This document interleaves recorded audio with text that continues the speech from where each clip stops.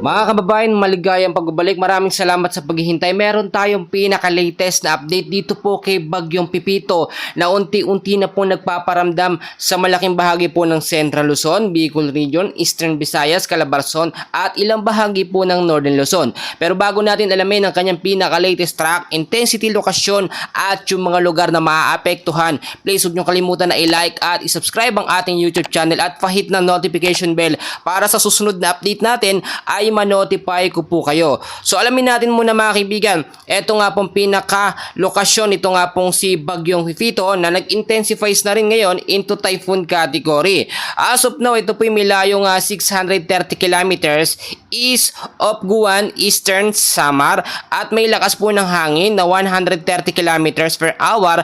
Malapit po sa may gitna na may bugso po ngayon na lumalakas na sa 160 kilometers per hour. Ang pagkilos naman po niya ay pa westward sa bilis na 30 kilometers per hour. So tignan natin mga kaibigan yung mga lugar na kanyang posibleng daanan, no? Meron din tayo nakataas sa signal number 1 hanggang signal number 2. So ipapakita ko sa inyo mga kaibigan. Inaasahan po, no, na mamayang gabi po ng alas 8 ay tatahakin po ito nga pong si Bagyong Pipito ang lokasyon po na may layong 375 kilometers east of Borongan City, Eastern Samar at mas lumakas po ito sa 150 kilometers per hour. Isa pa rin ganap na typhoon category, pa west-northwest ang kilos sa bilis po na 30 kilometers per hour. At paglipas naman po mga kaibigan ng ilang oras, bukas po ng umaga ng November 16, tatahakin naman po nitong si Bagyong Pipito ang lokasyon na may layong 235 kilometers east of Kataman, Northern Samar na mas lumakas po muli sa 165 kilometers per hour, typhoon category, pa west-northwest ang kilos sa bilis po na 20 kilometers per hour. So aalamin natin kung itong si Bagyong Pipito nga ba o Typhoon Pipito ay magiging isang ganap na super typhoon. Titignan natin mga kaibigan sa kanyang pinaka-forecast track, no?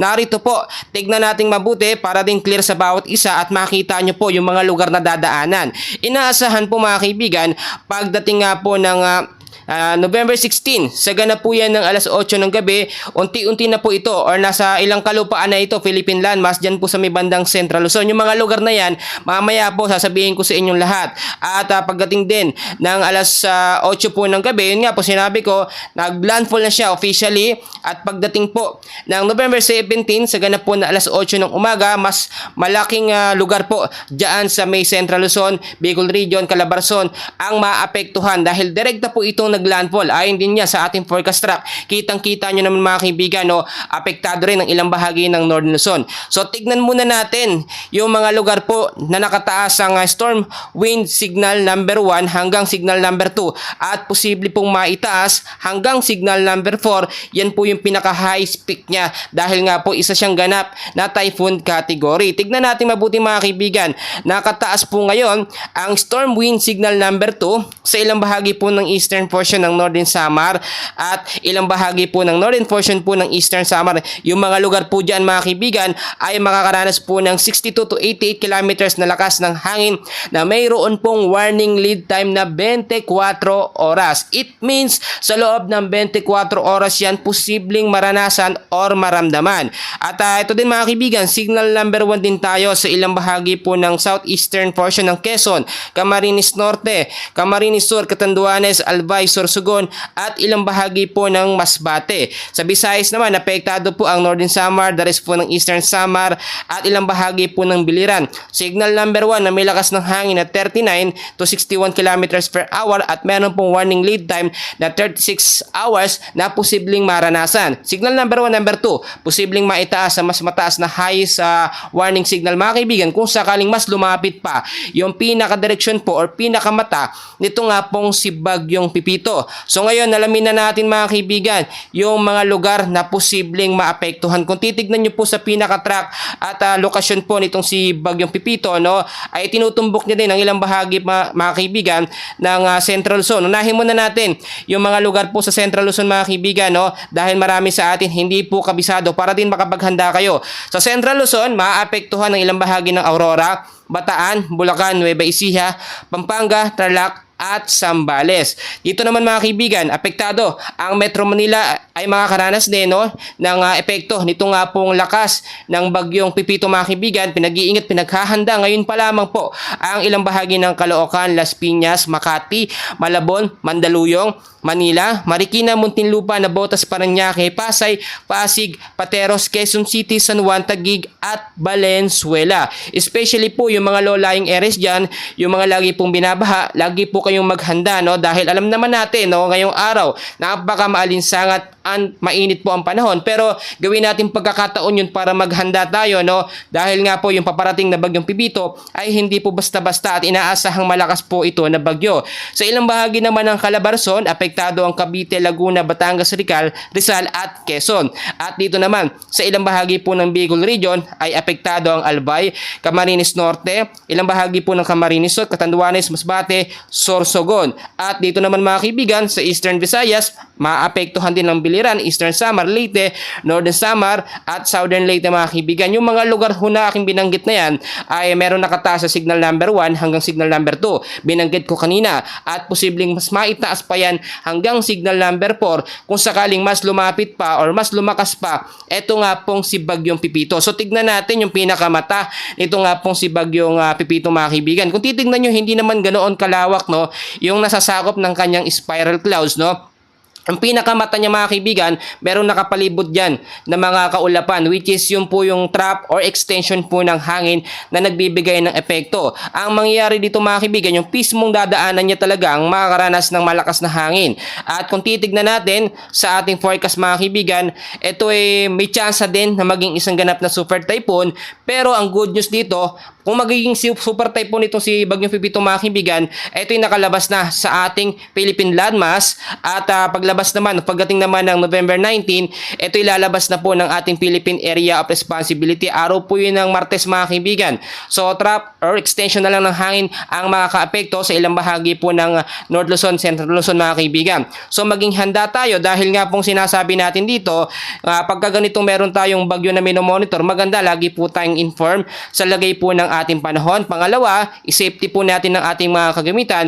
Siyempre kapag ganitong may mga bagyo, lalo na dyan sa Metro Manila, alam po natin, napaka-sobrang bahain po ng mga lugar dyan. At kung titignan nyo mga kaibigan, dapat din magkaroon tayo ng communication plan, plano sa dapat natin gawin dahil hindi po biro yung dinadanas na ganitong klaseng bagyo. Alam naman natin, North Luzon, apektado yan. Matatamaan pa rin sila, pero extension or trap lamang ng hangin. Ang pinakadirekta pong tatamaan talaga dyan mga kaibigan, etong Eastern Visayas mga kaibigan, kasama ang Bicol Region, Metro Manila, maapektuhan din, Calabarzon, apektado din po mga kaibigan. So yung mga lalapit na lugar dyan, asahan natin ang tsansa ng malawakang pag-uulan. Especially mag-ingat din no, yung mga nakatira sa malapit po sa mga dagat, no, yung mga ilog dyan sa lugar po na aking binanggit dahil alam naman natin kapag ganitong may bagyo or may potential ng isang super typhoon, malakas po ang pinsalang maidudulot niyan. Mga kaibigan, meron din tayo ngayon nakataas po na heavy rainfall warning. Ito po yung dami ng pag-uulan na posibleng maranasan. Dahil weekends nga po, papasok o tatama sa ating Philippine landmass, etong si Bagyong Pipito, inaasahan po na intense to torrential na may daming tubig no, na pag-uulan na 200 mm ang mararanasan po sa Catanduanes, Albay, Sorsogon at ilang bahagi po ng Northern Samar. Heavy to intense na naman na merong 100 to 200 mm sa pag-uulan ang mararanasan dito sa Eastern Samar, Camarines Sur at ilang bahagi po ng Camarines Norte. Moderate naman to heavy rains ang mararanasan dito sa ilang bahagi ng Masbate, Leyte, Quezon, Samar, Biliran na meron pong 50 to 100 mm po na pag-ulan. Pagdating naman po mga kaibigan ko ng mga susunod na araw, masihina ng masihina yan. So mas maganda nakamonitor tayo at lagi po tayo nakaantabay sa lagay ng ating panahon. Mga kaibigan, dito naman tayo no, kay Bagyong Ophel. Ito ay inaasahang lalabas na ng ating Philippine Area of Responsibility within the next 12 to 24 hours mga kaibigan or paglipas lamang din ng ilang mga oras at wala na itong masyadong epekto sa ilang bahagi po ng North Luzon. Pero makakaranas pa rin ng maulap na kalangitan na may mahina hanggang sa malalakas sa pagulan ang ilang bahagi po ng Babuyan Island at ang Batanes area na naaapektuhan pa rin mga kaibigan. Tulad ng aking sinasabi, may pagkakataon tayo dahil sobrang init pa ang nararanasan ngayon sa ilang bahagi po ng Metro Manila mga kaibigan. Hindi pa naman direktang naglalandfall pero naapektuhan na ng trap or extension ng hangin. Ito nga pong si Bagyong Pipito, ang malaking bahagi po ng Central, kasama na rin dyan ang South Luzon mga kaibigan. Maraming pagbabago pa tayo na kinukonsider dito. Ang tinitignan natin mga kaibigan, recurve system ng bagyo, hindi po mangyayari dahil nakalabas yung pinakadulo niya, no? So yung pinakatumbok ng kanyang bagyo hindi po talaga magre-record, bagkus diretso ito, so wala po talagang kawala. Ngayon pa lamang nakita naman natin kalmado ang panahon, mainit. Ito yung sinasabi natin, kapag sobrang kalmado ang panahon, sobrang mainit, tapos may bagyo, matindi po talaga ang nangyayari. Biglaan na lamang mararanasan natin, didilim ang kalangitan, magkakaroon ng maulap na panahon hanggang sa magkaroon po ng pag-uulan. So inaasahan din na aabot po pagdating ng Lunes mga kaibigan, patuloy nating i-monitor. Dahil posibleng pagdating ng Lunes, meron pa rin tayong nakataas na mga warning signals sa mga lugar po na aking nabanggit. So asahan natin na posibleng walang pasok, lalo na dyan sa Metro Manila dahil nga po sa banta nitong si Bagyong Pipito. So number 1 mga kaibigan na dapat natin gawin dito, mag-ingat mga kaibigan, umiwas tayo sa mga lugar na binabaha mga kaibigan. Lagi tayo mag-stock ng pagkain na tatagal ng 2 hanggang 3 araw. At panghuli mga kaibigan, napakahalaga nito and very powerful, panalangin po at magtiwala tayo sa Diyos na malalagpasan po natin yung mga bagyong dumadaan po dito sa ating bansang Pilipinas. So mga kaibigan ko, meron ulit tayong update mamaya sa lagay ng ating panahon. So i-make sure mo na naka-like at naka-subscribe ka sa ating YouTube channel para ma-update ka sa mga latest weather update natin. Maraming salamat.